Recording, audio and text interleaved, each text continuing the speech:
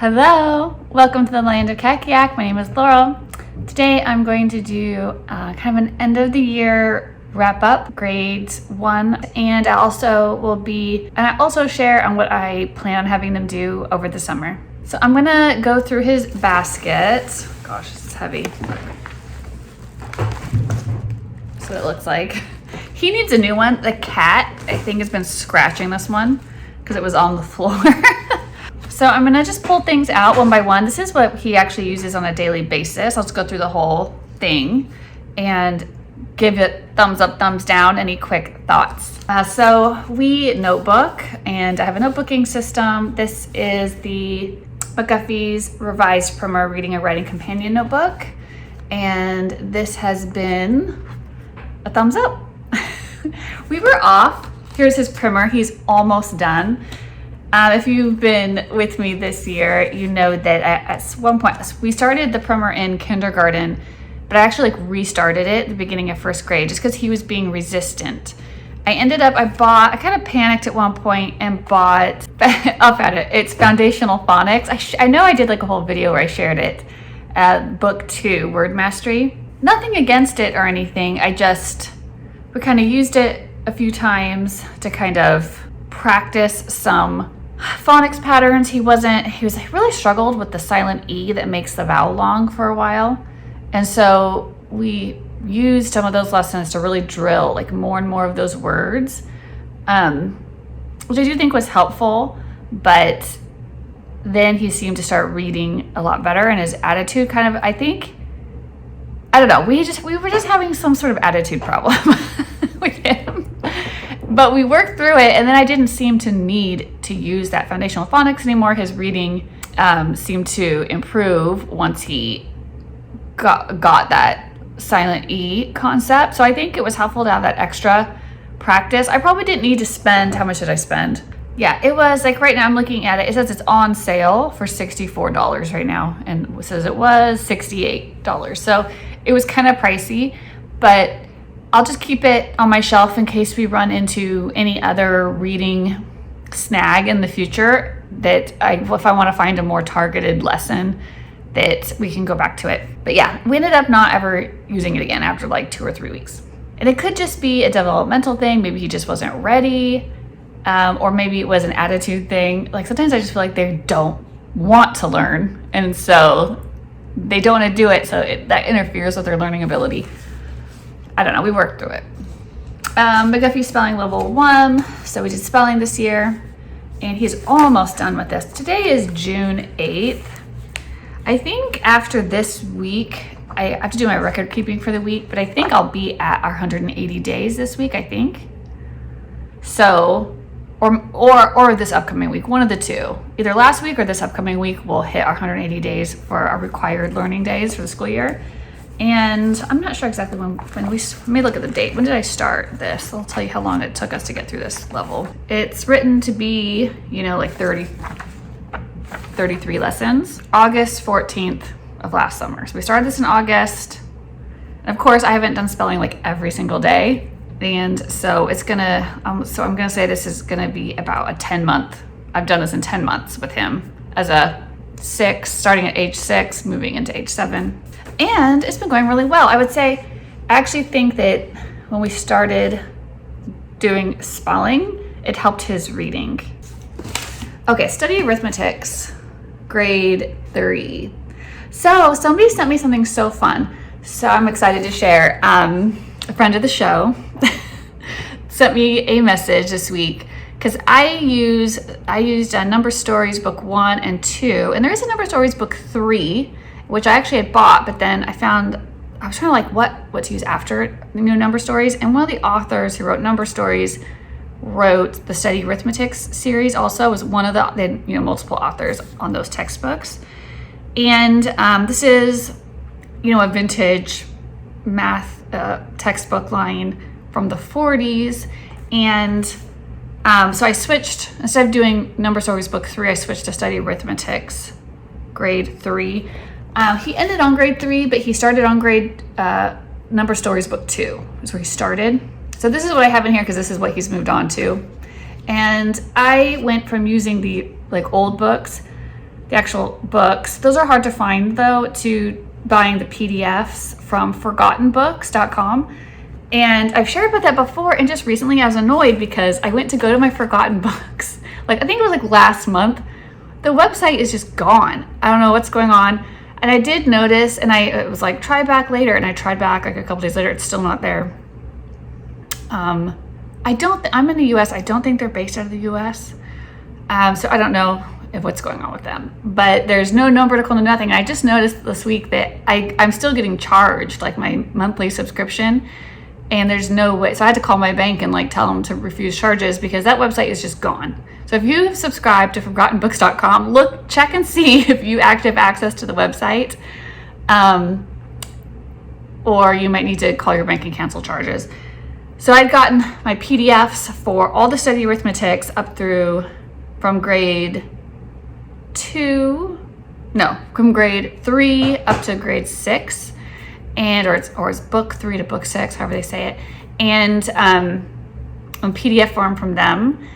Somebody just shared with me though that the number stories books are now being published. Like somebody's picked them up, and when I looked at them, it looked like they took the illustrations, and then the font is different. It's like they've retyped it. I don't know, they've kind of formatted it, and there's some workbooks, at least for the first book, there's a workbook for it as well. And so I thought that was a good option for, now that the PDFs are gone, where you could buy them from Forgotten Books, and the number stories weren't the best PDFs, they weren't the best scans anyways. So somebody has made them in I think you can buy them digitally also from them. You could buy a hard copy, like a soft cover, or a PDF. I love instantly having access to something. But anyways, I'll share that link with you in the description box so you can look at number stories. So I don't have a source for the study arithmetic books anymore, and now that Forgotten Books is like gone, except for I think you can find them, because I think they're in the public domain. Maybe Internet Archive or Project Gutenberg, like one of those places I usually look. But I don't think you can print them. I think you can just look at them, I don't know. It's kind of a travesty not to have access to these, because these are the study arithmetics are my absolute favorite math series, at least for elementary, that I've come across. I just absolutely love their method. I love the pace of them. I love the look of them. I love the way they read. They're written to be at the reading level of the student. And I'll talk to that a little bit. Bo was a first grader this year, and he was started on Number Stories book 2, which is in theory a second grade book. And like I said, he'd been resistant to reading. So I spent most of the year reading his math, pages to him. And what I would kind of do is I'd follow along, and I would words that I knew he would know, or like numbers and stuff. And I've taken time, if you've seen my notebooks I used for him in kindergarten, my first copybook series, I targeted the number words because I knew who's going to need to be able to read those coming up, and a lot of them have weird spellings. So that was kind of some of the first words he learned, probably sort of his sight words. But I would just follow along, and I'd have him read. He'd have to follow with his eyes, and he'd have to read the words. When I'd stop, he knew to like fill in, I'm like, when I stop reading, you have to say the next word. The names of those books are number stories, right? They're written in story form for the kids. They're just so well done. I just love those books. So I do really recommend those. I'm excited that there is a number stories option. I would love if that publisher would do the study arithmetic series also. Otherwise, people will have to find hard copies, and they are out there. The problem with them is that there's no answer keys. Because I had bought all of these old vintage study arithmetics books, no answer keys. And they have multiple editions, right, where they've published them in different years. And so that's why I was thrilled when I found Forgotten Books, and they had the math books, and the teacher guide would have the answer keys in them as well.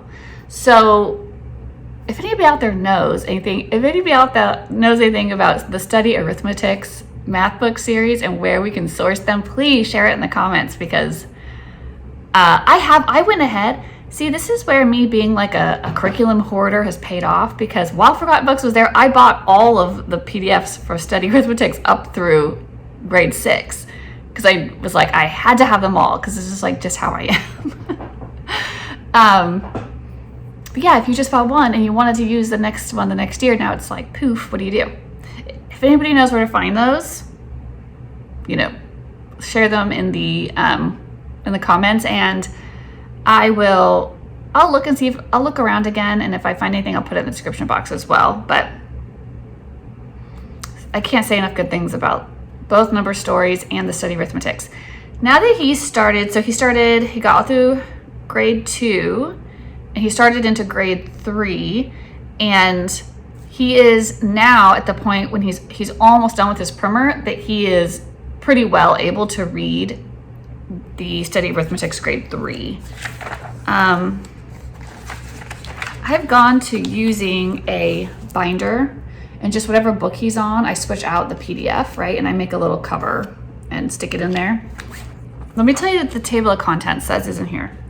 So new basic facts in addition and subtraction, addition without carrying, subtraction without borrowing. Then they have a section on addition with carrying, subtraction with borrowing, multiplication with 2 and 3, division with 2 and 3, review of the year's work. Okay, so he'll be getting into multiplication and division in this level. So it starts out pretty well review, right?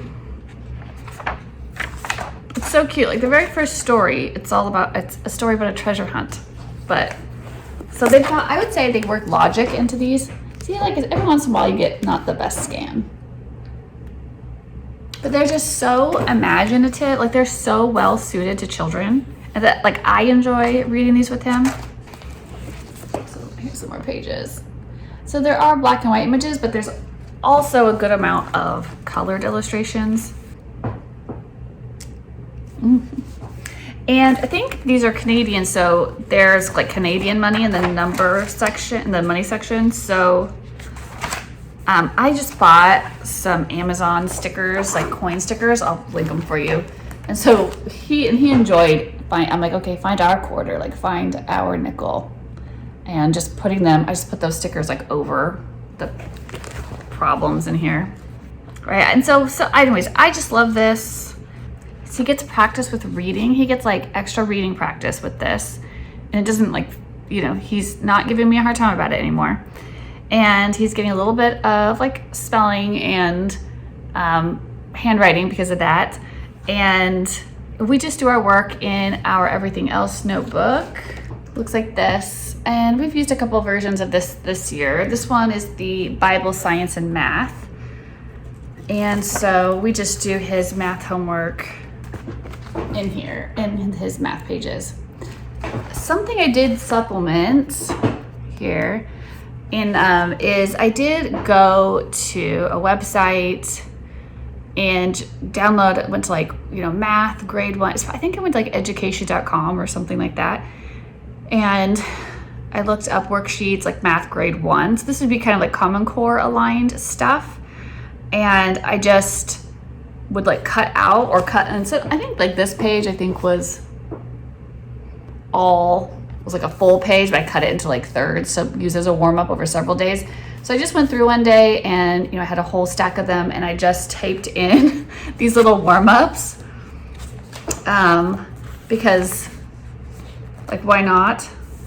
Like here was one that was just, and a lot of it's stuff, it's kind of review, but it's kind of seeing these math concepts that are today are being presented a little bit differently than they were back like in the 40s. So in the 40s, they seemed to be like, everything was a little heavier on like reading comprehension. And I feel like they in more modern math, it seems more abstract. But like here's one. So we've talked about place value before, but I thought this is a good day to review it. And it was, you know, determine the place value of the underlying digits. So I did supplement. I started adding in these as warm up, and that was actually kind of helpful for me too, for just like a time thing, because sometimes I needed to get, just the way I do school with the younger two boys, I do more things together, like we do Bible together and math and science together, and then we do math. And so it was nice to have something to tell Bo to just turn the page, you know, get started, do your math warm up, while I would like go over and like sort out his older brother with his math. Be like, okay, because I'd have to, every day I'd kind of look and be like, okay, do these pages here, right? Or something like that. I usually just kind of sit right between them during math and kind of go back and forth between who needs help. The fourth grader can do most of his stuff on his own, but I like to look at it first, see what it is, and ask him like, do you need any help with this? Do you think, or you'll give this a try and then show it to me, you know, do this and show it to me so we can check it before you move on, that kind of stuff. So yeah, love number stories, books 1 and 2, right? He was on 2 this year, and we started study arithmetics grade 3, love it. Gonna continue on, right? For history this year, so I've talked about this, I think, the last video. We did history, we've done this for a while now. We do history for the first half of the year and science for the second half of the year. And history was The Good and the Beautiful History Year 3. I know they have a new version out that came out this year. They started their new, I don't know, they basically remade this. I think it's basically the same idea. I already own all 4 levels, so I'm happy with them, so I'm not gonna like repurchase them. But this was Bo's first year doing The Good and the Beautiful History, and he's in grade 1. And, you know, we would do like a notebooking page, and so I think I shared about that like at the time, but yeah, we liked it. We'll be doing History Year 4 next year with William and Bo. The previous Everything Else notebook he had, you know, before science, it was Bible, social studies, and math. And so instead of the science page, there was the social studies page, and so we just did our history notebooking in there. For science, we are doing science in the beginning, and I am trying to finish up by the end of this month. So we are doubling up lessons right now, since I'm doing that half year, and because I just don't want to be doing science all year. So we're doing 2 lessons a day right now, which is, maybe it sounds like a lot, but it's not when you don't have another extra subject anyways. It's not like I'm doing social studies on top of that. And so we just do a notebooking page. So I'll show you what 2 lessons a day has been looking like for us. Like here's a day I just wrote the 2 lessons we covered, and I just split the page and we just notebook for the 2 pages. So it's been fine with me. It's not an issue. I don't know. With Berean builders, the lessons don't take horribly long, and I'm okay with skipping an experiment if I think, oh, if I'm doing 2 lessons and 2 experiments that are like longer, I might just do 1, and then I might just like look up a video for the second instead or something. Because a lot of the activities or demonstrations that you do, you can find them on YouTube. Someone's done them and filmed themselves. So yeah, we love this one. This is definitely a big thumbs up too. For Bible, we've been doing The Biggest Story. We are on the very last book. We're almost done with it. We're on Acts, Epistles, and Revelation. And so we've gone through the whole Bible this year. I mean, there's definitely some books they don't touch on, but you know, we've gone through the Old and New Testament now and hitting the major points that are very appropriate for kids and stuff. And then we just I use the resources. One thing I love about it is how affordable that program is. And there's videos that go along with it, and there's like printables and everything. So we'll just do a notebooking page. I use their printables to the coloring page to have him do it, and I usually write in the takeaway for him. But I've loved it. I would recommend it. I feel like it's been good for me to go through it with them as well. I basically use it as my own Bible study, and we do it every morning. It's the first thing we do every morning. And my 8th grader even is doing this with us as well. We did take a pause for a while, and I have Little Pilgrim's Progress, and I read the first book. There's it's 2 parts, right? So I read the first one, and then I went back to this last book. I felt like we just needed a break. Sometimes the kids, they just need something different. So nothing against, I didn't stop doing it because it was anything wrong with it, but sometimes you're just doing the same thing every day. And the kids just need they just need to break it up a little bit.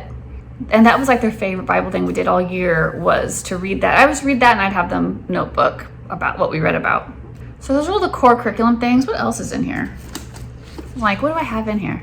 Oh, my coin stickers are in there. Oh yeah, my phonics made plain flashcards. I bought a bunch of these little booklets. The kids just get them out and like write whatever they want in them all the time. He has that in there. The kids always have a sketch pad. This is one I recently bought. I think I bought this at Walmart. But I thought it was neat because it has the slip, so they could make a picture and put in the front, or their name or something. But they always have a sketch pad in there. I bought that one because he has a really, really big one that we got from the Dollar Tree, and it was almost full, but he's still using that one. I think it's in the other room. Oh, here's his sketches this is his drawings. I gave him a file because he rips them out. I don't know, he always likes to rip them out of his sketch pad. And so I gave him a file. This is it's like a ship with legs, and there's a war going on a farm. So his little masterpieces that he wants to keep, I let him, he's obviously really obsessed with this idea. I let him keep them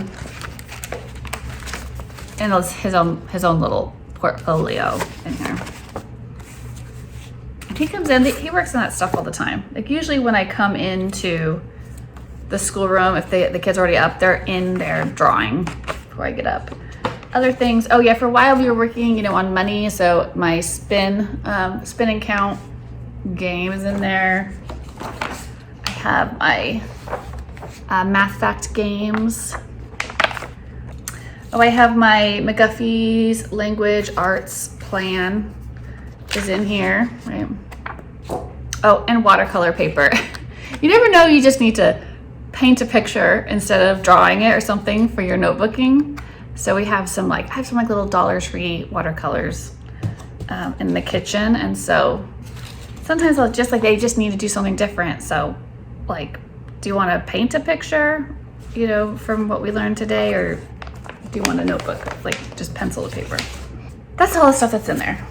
Honestly, I've been watching. I watched some of those. Sometimes I watch those hit and misses videos that people have been, especially right now. There's like a rash of them because it's like the end of the school year, and I never really have any misses.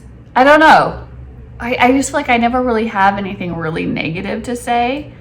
Maybe I feel like 'cause I've tried to, I don't know, I've put a lot of thought into what I have us use and how we implement things already. Like, I don't know, I've put a lot of thought into how things are very doable for us. And so if it's not doable, I probably would have dropped it a long time ago. So I don't know. Going forward for the summer, we're gonna keep going until the end of June, just like normal. And then I'm gonna give him a bit of a break from some of his big subjects. So once he's done with science, no more science or social studies over the summer. We're gonna continue on with math though, because this is the big summer slide, right? Is math. I have been reading a series to them it's the Miss Mantle series. And we're on book 2. Let me show you one of the books.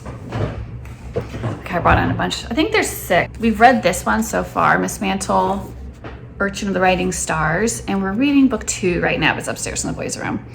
So I'm gonna just read these to them. We're gonna kind of have a fiction summer. I'm gonna read these, especially to my younger 2. My oldest can sit and read and listen if he wants to, but he probably has other things he'd rather do.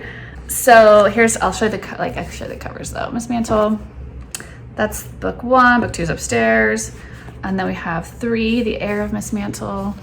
It's almost like, they're almost like Middle Ages, but with, there's squirrels, moles, hedgehogs, and otters are the main characters.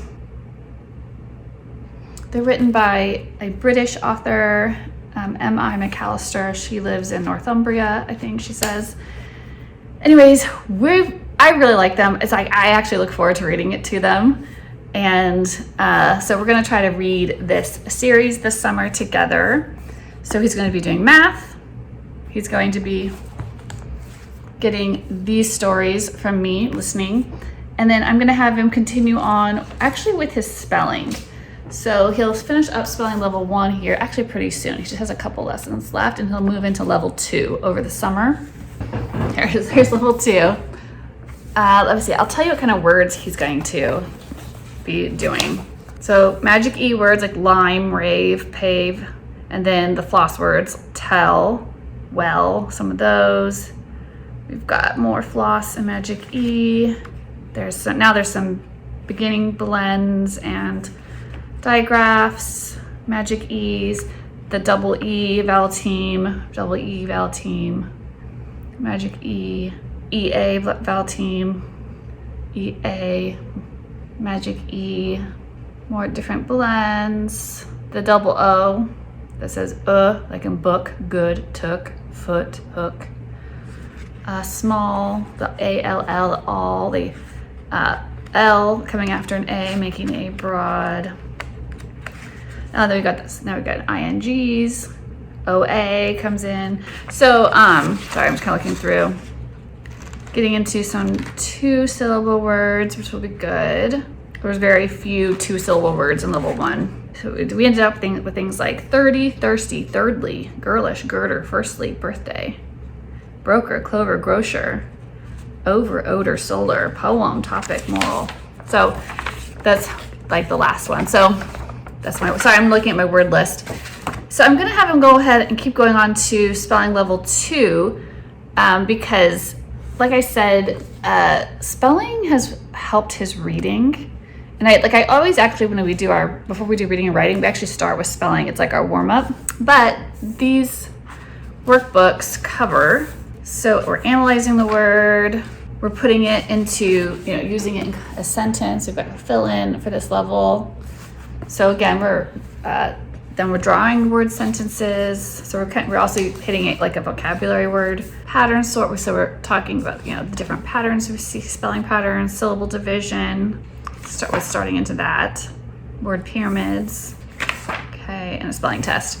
I want to keep up those literacy skills, but I want to have shorter lessons. I think spelling will be a really easy way to do that. Yeah, so for summer, he's gonna do study arithmetics, grade 2, spelling, and I'm gonna read that series to them this summer. I will link to everything I showed you today as much as I can remember. If there's any questions you have or anything I didn't talk about, leave me a question or your comment, and I'll talk to you soon. Bye.